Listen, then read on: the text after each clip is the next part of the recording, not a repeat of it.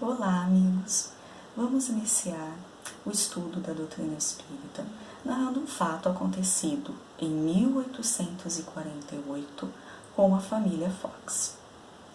Bem, a família Fox mudou-se para Hydesville, um vilarejo do estado de Nova York, em 11 de dezembro de 1847. A família Fox era constituída pelo Sr. John Fox, o pai, a Sra. Margaret Fox, a mãe, e 7 filhos. Mas apenas a Kate Fox, de 7 anos de idade, e a Margaret Fox, de 10 anos de idade, se mudaram com os pais para Hydesville. Leah, a filha mais velha do casal, morava em Rochester, uma cidadezinha perto de Hydesville, distante 30 quilômetros, desse vilarejo, e morava lá porque ela lecionava música. Mas, em seguida, ela foi também morar com os pais no vilarejo de Hydesville.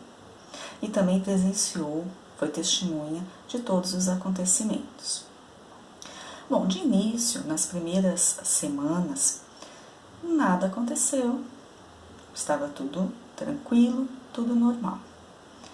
Mas, virando o ano, em janeiro de 1848, a família começou a ouvir alguns ruídos, uns barulhos estranhos, não sabiam identificar ao certo que tipo de barulho era, pareciam arranhões nos móveis, nas paredes. Procuravam para saber de onde vinha, qual a origem desses barulhos, desses sons, mas não encontraram. Também não deram muita importância, porque muitos fatores poderiam causar estes sons, estes barulhos diferentes. Podia ser o vento, poderia ser ratos andando pela casa, os estalidos na madeira, que sabemos que é muito comum. Então não deram importância, e aquilo foi indo.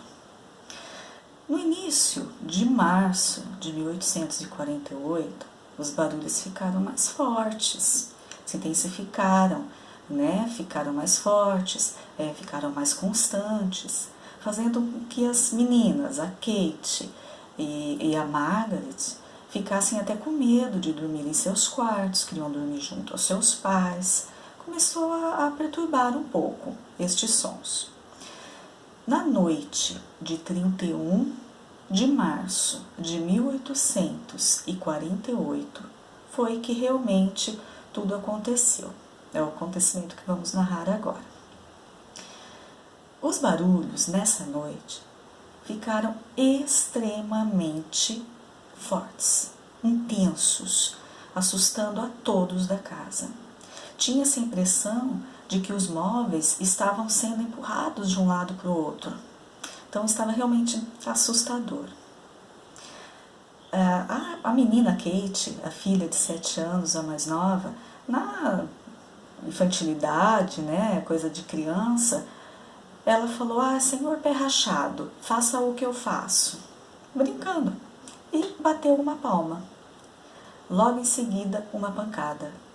Bateu 2 palmas, 2 pancadas, 3 palmas, 3 pancadas. Então, a mãe, a senhora Margaret, começou a perceber que poderia ter algo além aí do que o estalido da madeira ou ratos pela casa. Então ela fez um teste.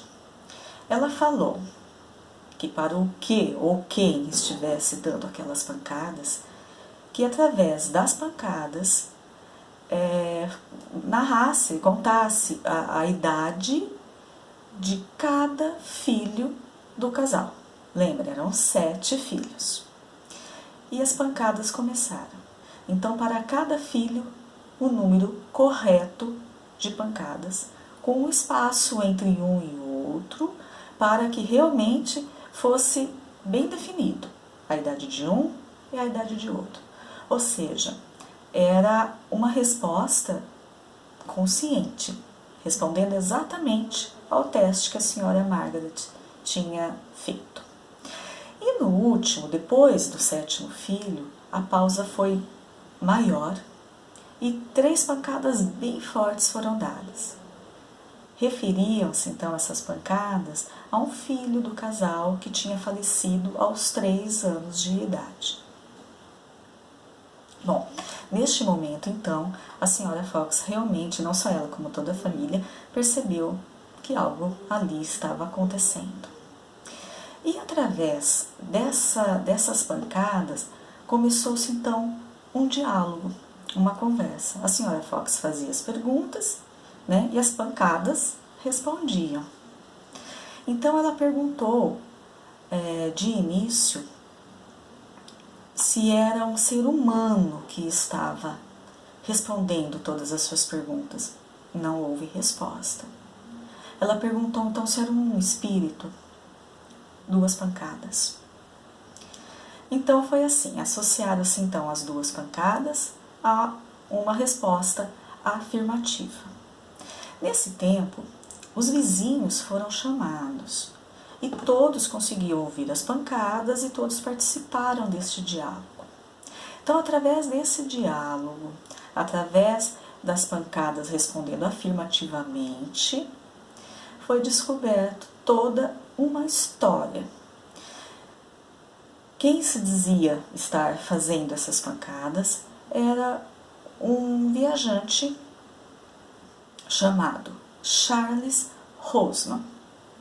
Ele era um vendedor, um mascate, um viajante, que há 5 anos atrás tinha se hospedado ali naquela casa da família Fox, que naquela época, há 5 anos atrás, era uma pensão, né? Ele estava ali para vender seus produtos, trabalhando ali na redondeza, e se hospedou nessa pensão.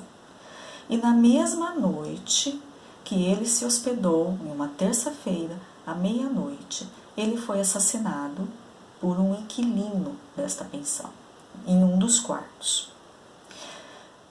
O seu assassino, ele arrastou o seu corpo pelo corredor, passou pela despensa, desceu as escadas, chegou ao porão onde ficava a adega dessa pensão e o enterrou ali. Disse mais ainda, disse que o móvel do assassinato, né, ou seja, o motivo desse assassinato foi por dinheiro, foi por roubo, né, foi roubado dele $500. E também disse que nessa época do assassinato dele, ele tinha família. Ele tinha uma esposa e ele tinha 5 filhos, 3 meninos e 2 meninas. Falou ainda, através das pancadas, que o seu assassino estava solto, vivo, estava livre. Bom, neste momento, claro, movido por curiosidade, né, com toda certeza, alguns homens desceram até o porão, até a adega, e começaram a cavar, né, o solo para ver se encontravam o corpo de Charles Roseman. Encontraram apenas água. Alguns meses após, o próprio Sr. Fox, com outros homens, resolveram cavar mais profundo um pouco. Encontraram, assim, um caixote com alguns ossos, com cal ali dentro, e levaram para um médico analisar aquela ossada, que realmente identificou como sendo uma ossada humana. Mas não tinha nenhum fundamento para confirmar que era do mascate Charles Roseman. Então, ficou assim a história. Acontece que 56 anos após, em 1904, a casa que estava abandonada e conhecida, né, como a Casa Assombrada, algumas crianças, uns garotos, estavam brincando ali naquela adega. E nessa brincadeira toda, eles encontraram um corpo, encontraram alguns ossos, uns despojos, né? Esses despojos continham, junto com eles, junto com essa ossada, uma latinha que era comum naquela época dos fatos, em 1848, os mascates levarem consigo, porque ali eles guardavam o dinheiro de suas vendas. Então, através dessa análise, de uma observação, foi definido realmente que este corpo, essa ossada encontrada, era de Charles Roseman. Mas um detalhe aí é muito importante nessa história. esses despojos, eles não estavam enterrados no chão da adega, eles estavam enterrados na parede. Então é por isso que os homens naquela época, né, do acontecimento, em 1848, eles não acharam nenhum corpo ali, não para que pudesse ser identificado, porque ele não estava no chão, ele estava na parede. Enfim, foi publicado a história no Jornal de Boston. Foi uma história que teve muita repercussão, né? Muitas pessoas se envolveram, enfim, teve uma repercussão muito grande. Por isso ela foi considerada, essa história, um marco do espiritismo, né? Um precursor dessas novas mensagens, dessas novas ideias, vamos dizer assim, que surgiriam mais para frente. Foi realmente um fato importante. Só que essas ideias novas não são tão novas assim, isso nós temos que observar. Por quê? Porque o fenômeno mediúnico, o intercâmbio espiritual entre esses dois mundos, o mundo material e espiritual, dos encarnados e dos desencarnados, ele acontece, ele existe desde sempre, desde a antiguidade. Em toda a época da humanidade, né, esses fenômenos estão presentes, em todas as épocas. Isso nós vamos analisar em vídeos futuros através da continuidade dos nossos estudos. Tá? Mas então, com essa descoberta em 1904, foi verificada mesmo a veracidade, né, de tudo aquilo que aconteceu em 1848 com a família Fox. Após esse acontecimento, esta família ela não conseguiu mais viver em paz, isso aí é com certeza, né? As filhas Kate e Margaret não ficaram mais com os pais, cada uma foi morar com o irmão mais velho em outras cidades, né? Se espalharam. Só que tem um detalhe que é muito interessante. Os fenômenos, esses acontecimentos, eles continuaram aonde a Kate estava e aonde a Margaret estava. Por quê? Porque elas eram médiuns, né? Médiuns de efeitos físicos. Então elas conseguiam, através de todo um fenômeno, de toda um conjunto aí de fatores, né, que existe dentro desse fenômeno, eles conseguiam produzir esses barulhos, essas pancadas, enfim, tudo isso daí. Na realidade, tudo isso que aconteceu, essa nova, esses fenômenos, esses acontecimentos em Hydesville, em 1848, ele percorreu o mundo, né? Foi muito noticiado, foi muito demonstrado em vários países, no sentido assim da notícia, né? Foi muito estudado, analisado por pesquisadores da época, inclusive a Kate, que é a filha mais nova, ela foi para a Europa e ali ela foi estudada mesmo por vários pesquisadores da época, né? Pesquisadores importantes que pesquisavam esses fenômenos, enfim, como William Crookes, Alexander Aksakov, entre outros, tá? Então foi realmente um marco importante por conta dessa importância, dessa notoriedade que teve no mundo, tá? Foi muito observado, foi estudado, foi questionado, a família foi muito criticada, injustiçada em alguns aspectos, como a gente sabe, nem poderia ser diferente, né? Sabendo de como as coisas se processam no mundo em desenvolvimento.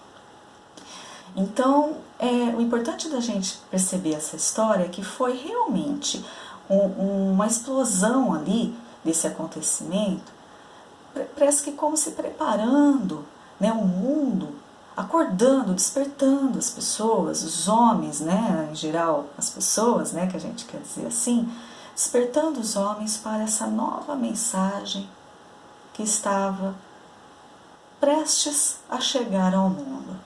que seria o Consolador Prometido, a doutrina espírita, que veio mesmo à tona em 18 de abril de 1857, com a publicação do Livro dos Espíritos por Allan Kardec. Então, é um fato interessante, é um fato histórico, noticiado, é um fato que mexeu com uma família, mexeu com os vizinhos, mexeu com todo mundo que participou que presenciou, que testemunhou esses fenômenos. Mas a gente tem que entender que não é um fato isolado, não foi a primeira vez que houve um fenômeno mediúnico, uma comunicação, com certeza, porque isso faz parte da humanidade, né? E nós vamos analisar isso daí, como eu já falei, nos nossos vídeos futuros. Mas é interessante que saibamos que essa história aconteceu, que os fatos de como se deu essa história, a importância dela dentro de todo esse contexto que desencadeou mais lá para frente a publicação do Livro dos Espíritos. No nosso próximo vídeo, nós vamos viajar para a França. Nós vamos para Paris, século XIX, com as mesas girantes. Aqui no link, na descrição do vídeo, eu vou sempre colocar o livro, ou os livros, que foi utilizado para a fonte dessa pesquisa, para a fonte desse estudo, os capítulos utilizados. E é interessante, quem tiver o interesse de pesquisar, de ler esses livros, de ir direto à fonte, tá? Então, como disse, no próximo vídeo, iremos então para Paris do século XIX com as mesas girantes. Até lá e fiquem todos com Deus.